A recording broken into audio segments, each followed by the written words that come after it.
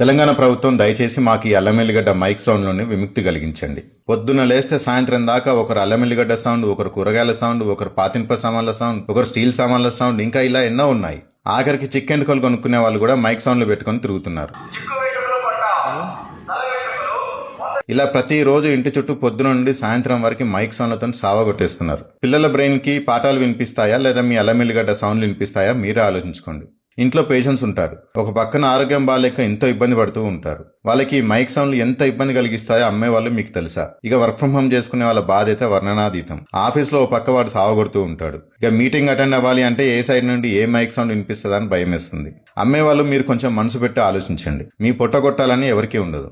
మీకు మీ mic sound ఒక్కటే కావచ్చు, కానీ మీలాంటి వాళ్ళు రోజుకి 20 నుండి 30 మంది మైకులు పెట్టుకుని ఇంటి చుట్టూ తిరుగుతూ సౌండ్లతో వాయగొట్టేస్తున్నారు. దయచేసి అర్థం చేసుకోండి.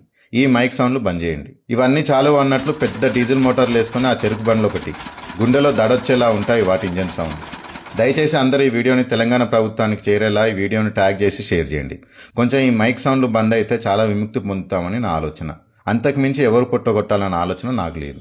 దయచేసి అర్థం చేసుకోండి. తెలంగాణ ప్రభుత్వం దయచేసి మాకు ఈ అల్లమెల్లిగడ్డ మైక్ సౌండ్ నుండి విముక్తి కలిగించండి.